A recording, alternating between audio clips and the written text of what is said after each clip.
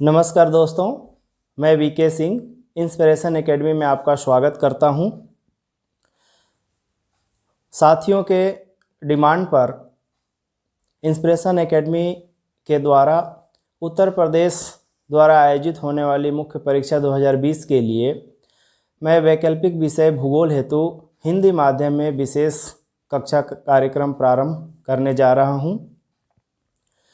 आयोग द्वारा official answer की जारी कर दिया गया है।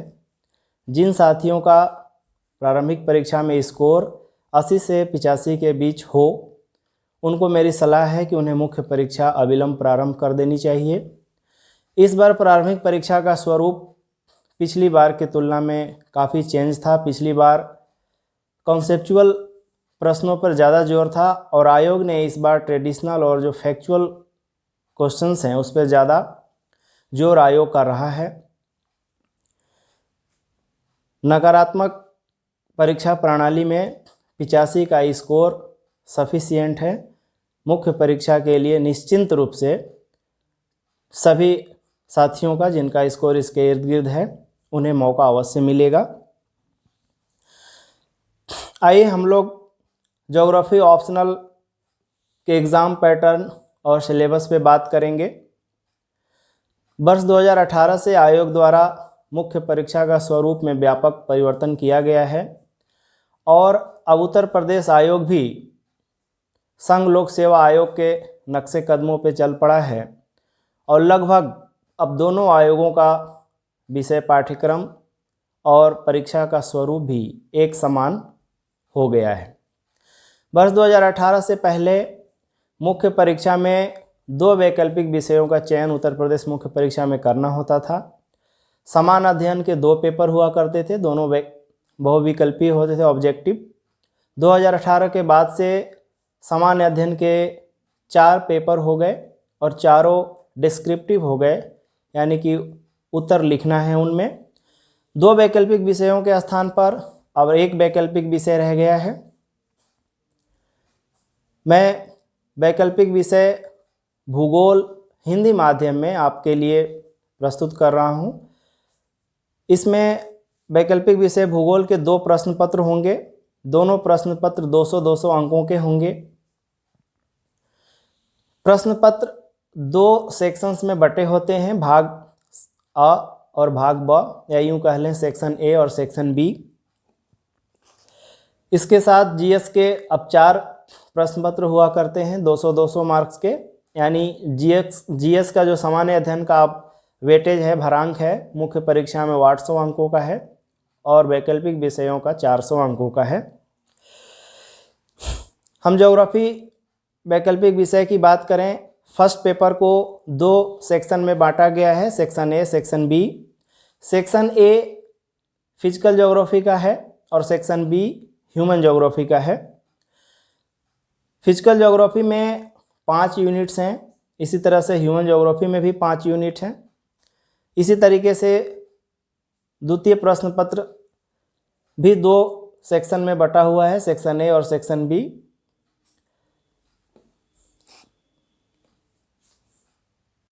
साथियों, ज्योग्राफी फर्स्ट पेपर का सिलेबस कुछ इस प्रकार है। फर्स्ट पेपर को 2 सेक्शन में बांटा गया है, सेक्शन ए और सेक्शन बी। सेक्शन ए में 5 यूनिट हैं, इसी तरह से सेक्शन बी में भी 5 यूनिट हैं। सेक्शन ए में जैसा कि मैंने बताया था फिजिकल ज्योग्राफी को शामिल किया गया है, भौतिक भूगोल, और सेक्शन बी में हमारा ह्यूमन ज्योग्राफी यानी कि मानव भूगोल। अब हम एक एक करके इसको देखते हैं। फिजिकल ज्योग्राफी के 5 यूनिट्स जो हैं वो इस प्रकार हैं। जियोमॉर्फोलॉजी यानी कि भू आकृति विज्ञान, दूसरा है क्लाइमेटोलॉजी यानी कि जलवायु विज्ञान, तीसरा है ओशियनोग्राफी यानी कि समुद्र विज्ञान, 4th यूनिट है इसमें सॉइल एंड वेजिटेशन यानी कि मृदा और वनस्पति, और 5वां यूनिट है इकोसिस्टम यानी पारिस्थितिकी। इसी तरह से हम सेक्शन बी को देखते हैं। सेक्शन बी ह्यूमन ज्योग्राफी यानी मानव भूगोल में भी 5 यूनिट्स दिए गए हैं। पहला इसमें जो यूनिट है इवेल्यूएशन ऑफ ज्योग्राफिकल थॉट, यानी कि जो भौगोलिक विचारधारा है उसका उद्भव। सेकेंड यूनिट है इसमें ह्यूमन ज्योग्राफी खुद यानी कि मानव भूगोल, उससे संबंधित प्रश्न है। इसके बाद इसमें शामिल होता है माइग्रेशन और पॉपुलेशन मेनली है। थर्ड जो यूनिट है वो सेटलमेंट ज्योग्राफी, अधिवास भूगोल है हमारा, जिसमें कि नगरीय और ग्रामीण यानी कि रूरल एंड अर्बन दोनों सेटलमेंट इसमें हम पढ़ते हैं। यूनिट 4 है हमारा इकोनॉमिक ज्योग्राफी यानी कि आर्थिक भूगोल, या ये कहें तो हम रिसोर्स ज्योग्राफी है यानी कि संसाधन भूगोल है। यूनिट 5 है हमारा पॉलिटिकल ज्योग्राफी यानी कि राजनीतिक भूगोल। तो इस तरीके से फर्स्ट पेपर के हमारे ये सेक्शन ए और सेक्शन बी के 5 यूनिट्स हैं। नेक्स्ट जब सेक्शन वाइज जब क्लासेस प्रारंभ होंगी, अगेन यूनिट वाइज इनके जो डिटेल सिलेबस हैं वो आपके सामने डिस्प्ले किए जाएंगे और एक एक सिलेबस के एक एक टॉपिक पे चर्चा किया जाएगा। उदाहरण के लिए जैसे हम जियोमॉर्फोलॉजी को लेते हैं, जियोमॉर्फोलॉजी के अंतर्गत बहुत सारे टॉपिक हैं जैसे कि वॉल्केनो है, आइसोस्टेसी है, रॉक्स है, टोपोग्राफिकल लैंडफॉर्म्स हैं जिसमें alluvial, glacier, karst, wind etcetera. तो जब हम डिटेल क्लास इसमें स्टार्ट करेंगे तो टॉपिक वाइज टॉपिक इन पे डिस्कशन होंगे। पिछले 15 वर्षों में उत्तर प्रदेश द्वारा मुख्य परीक्षा में पूछे गए प्रश्नों को आपके सामने रखा जाएगा और उनके आंसर राइटिंग का जो क्वेश्चंस का बेस्ट फॉर्मेट होगा वह भी बताया जाएगा ताकि आप स्वयं उनका आंसर कर सकें। डिटेल क्वेश्चंस लिखने की ज़रूरत नहीं है। आज के जो परीक्षा का स्वरूप है उसमें नंबर ऑफ क्वेश्चंस बहुत ज़्यादा हैं। 3 घंटे का हमारे पास समय सीमा है, तो प्रश्नों को हम फॉर्मेट के रूप में आपके सामने रखेंगे ताकि आप ज़्यादा से ज़्यादा क्वेश्चंस को खुद एनालिटिकल तरीके से आप उसे कंप्लीट कर सकें। आइए अब हम द्वितीय प्रश्न पत्र यानी सेकंड पेपर पे चर्चा करते हैं। सेकंड पेपर पूरा ज्योग्राफी ऑफ इंडिया बेस्ड है यानी भारत का भूगोल इसमें पूछा जाता है। आपका एक तरह से रीजनल ज्योग्राफी इसको मान सकते हैं। इसे भी 2 यूनिट में बांटा गया है, सेक्शन ए और सेक्शन बी। सेक्शन ए ये फिजिकल और ह्यूमन ज्योग्राफी है यानी भारत का जो फिजिकल और ह्यूमन एस्पेक्ट है उसको इसमें शामिल किया गया है और इसे भी 5 यूनिट्स में बांटा गया है। Section be economic and regional geography, इसे भी हम 5 यूनिट्स में बांटते हैं। देखिए सेक्शन ए को हम देखेंगे यूनिट वाइज। यूनिट फर्स्ट जो है वो फिजिकल फीचर्स है। ये सारा सेक्शन ए और section B geography of India से रिलेटेड हैं। फिजिकल फीचर्स में mainly plateau, mountains, Gangetic plains और आइलैंड्स और कोस्टल जो प्लेन्स हैं इंडिया के उनको डिस्कस करते हैं। सेकेंड यूनिट है wild life, national parks, sanctuaries, biosphere reserve, biodiversity hot spots.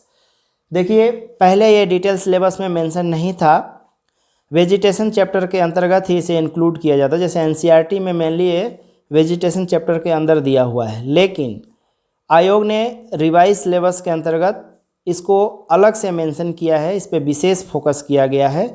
चूँकि ये इकोलॉजी का पार्ट है और कॉन्करेंट इशू से भी रिलेटेड है, इसलिए इस सेक्शन को काफ़ी अब महत्वपूर्ण यह सेक्शन हो गया है। यूनिट 3 इसमें हम देखेंगे wetland, tourism, resource and economy and natural hazards, disaster and management, environmental issues. इसको देखने से ही लग रहा है कि ये टॉपिक काफ़ी कॉन्करेंट है और अप टू डेट होना इसमें बहुत ज़रूरी है। साथ में आयोग ने सिलेबस के वे पार्ट्स जिनकी रिलेवेंस अब रह नहीं गया था उसको उन्होंने हटा दिया है और रिलेवेंस टॉपिक को उन्होंने इंक्लूड किया है, जिसमें से हमारा ये वेटलैंड एंड टूरिज्म को शामिल किया गया है। यूनिट 4 है हमारा पॉपुलेशन एंड सेटलमेंट, इंडिया के पॉपुलेशन और अधिवास के बारे में प्रश्न इससे हमसे पूछे जाएंगे। यूनिट 5 है हमारा पॉलिटिकल ऑर्गेनाइजेशन। पॉलिटिकल ऑर्गेनाइजेशन में इंडिया के नेबर कंट्री में जैसे सार्क है, आसियान है, और इंडिया चाइना, इंडिया पाक रिलेशंस, इससे संबंधित इसमें प्रश्न पूछे जाएंगे। चलिए सेक्शन बी को देखते हैं। सेक्शन बी जो इकोनॉमिक एंड रीजनल ज्योग्राफी है, इसे भी हम 5 यूनिट्स में बांटे हुए हैं जो आयोग द्वारा निर्धारित है। देखिए यूनिट फर्स्ट है हमारा एग्रीकल्चर, इसमें इंडियन एग्रीकल्चर पर जोर है। सेकेंड पार्ट है रिसोर्सेस, रिसोर्सेस में आयरन ओर से लेकर कोल, जितने भी हमारा पावर रिसोर्स हो, ये सारे इसमें मिनरल्स नॉन मिनरल्स दोनों इंक्लूड हैं। थर्ड पार्ट है हमारा industries, iron and steel industry, इसमें सीमेंट इंडस्ट्री, भेषज इंडस्ट्री जिसको कि हम फार्मास्यूटिकल्स कहते हैं, ये सारे इंडस्ट्रीज हमें इसमें पढ़ना है। इंडस्ट्रियल कॉम्प्लेक्स वगैरह के बारे में चर्चा करना है। जब हम डिटेल इन टॉपिक्स को डील करेंगे 1 बाय 1 करके, इनके बारे में हम विशेष अलग से चर्चा करेंगे। नेक्स्ट 4 यूनिट है हमारा transport and trade. Transport and trade में मेनली है रोड्स, रेलवेज, एयर नेटवर्क्स, और ट्रेड में इंडिया का जो इंटरनेशनल ट्रेड है, इसमें बैलेंस ऑफ पेमेंट्स, इस पर हम चर्चा करेंगे। ट्रेड के जो सेक्टर्स हैं, ओपेक वगैरह के साथ हमारा ट्रेड का क्या कंडीशन है वर्तमान में, किसके फेवर में है, इंपोर्ट एक्सपोर्ट, ये सारा कुछ हम इस सेक्शन में चर्चा करेंगे। यूनिट 5 है हमारा सेक्शन बी का रीजनल एंड डेवलपमेंट प्लानिंग। ये बहुत इंपॉर्टेंट सेक्शन है रीजनल एंड डेवलपमेंट प्लानिंग, जिसके तहत जो सेंट्रलाइज्ड और डिसेंट्रलाइज्ड प्लानिंग सिस्टम है गवर्नमेंट ऑफ इंडिया का, जिसमें 5 ईयर प्लान्स की चर्चा होती है। एनसीआर जो हमारा नेशनल कैपिटल रीजन्स हैं, हिली रीजन प्रोग्राम जो है, डेजर्ट डेवलपमेंट प्रोग्राम है, drought prone area development program है, इन सारा कुछ जो है इनको हम शामिल करते हैं रीजनल एंड डेवलपमेंट प्लानिंग के अंतर्गत। तो इस तरह से हमारा ये पेपर सेकेंड जो कि टोटल ज्योग्राफी ऑफ इंडिया पर बेस्ड है, क्लास में 1 बाय 1 इनको डील किया जाएगा। और सेम इसमें भी फर्स्ट पेपर की तरह विगत 15 वर्षों में जो भी प्रश्न पूछे गए हैं, प्रश्न का स्वरूप क्या है, उनके कॉमन पॉइंट्स को लेकर आपके सामने उन पर चर्चा होंगे, और उनका बेस्ट आंसर का जो फॉर्मेट होगा वो आपको करवाया जाएगा।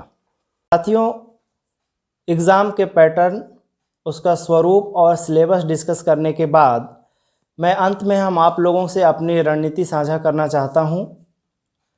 कक्षा कार्यक्रम के तहत पेपर फर्स्ट सबसे पहले स्टार्ट किया जाएगा।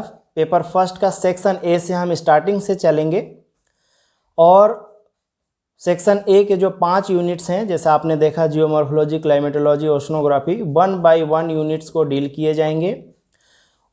प्रत्येक यूनिट्स के अंतर्गत आने वाले जो चैप्टर्स हैं, उन चैप्टर्स को सबसे पहले आपके सामने उसके थीम बताए जाएंगे, उस चैप्टर्स में क्या डील करना है, किस पे हमें उसको एक्सप्लेन करना है, मतलब 10 मिनट का उसका जो ब्रीफ आपके सामने रखा जाएगा, उस चैप्टर का पूरा क्रक्स जो है। इसके बाद संबंधित चैप्टर से जो प्रश्न पूछे गए हैं पिछले 15 वर्षों के एग्ज़ाम्स में, उन प्रश्नों को अच्छे से अच्छे तरीके से कैसे उनका फॉर्मेटिंग किया जाए, कैसे उनका आंसर्स लिखा जाए, और उनका कैरी पॉइंट क्या होना चाहिए, ताकि एग्ज़ाम के दौरान उन प्रश्नों को हमें लर्न करने में, उनके की पॉइंट्स को गो थ्रू करने में हमें प्रॉब्लम्स कम से कम हो। इसका एक सटीक तरीका हम डेवलप करेंगे। फ्लो चार्ट के माध्यम से क्वेश्चंस को आपके सामने मैं फॉर्मेटिंग करवाऊंगा। उससे आप खुद ब खुद प्रश्न को डील करने में और उनका संक्षिप्त और सारगर्भित आंसर लिखने में आप सक्षम हो सकेंगे। नेक्स्ट वीडियो में क्लास प्रारंभ हो जाएंगी। सेक्शन ए पहला यूनिट जियोमॉर्फोलॉजी के साथ, जिसमें से मैं पहला चैप्टर डील करूंगा प्लेट टेक्टोनिक्स, जो कि जियोमॉर्फोलॉजी का सबसे मानित सिद्धांत है। पहला हम उस पर ही चर्चा करेंगे। वीडियो को आप ज़्यादा से ज़्यादा लाइक और शेयर करें। सब्सक्राइब करने के बाद बेल आइकन को प्रेस करना ना भूलें। साथ में वीडियो से रिगार्डिंग आपके जो भी क्वेरी हों कमेंट बॉक्स में मुझे बताएं। इससे हमारा प्रयास और बेहतर होगा। इसके लिए आप साधुवाद मैं आपको देना चाहूँगा कि आप अपना कीमती समय सजेशंस के लिए अवश्य निकालें। धन्यवाद।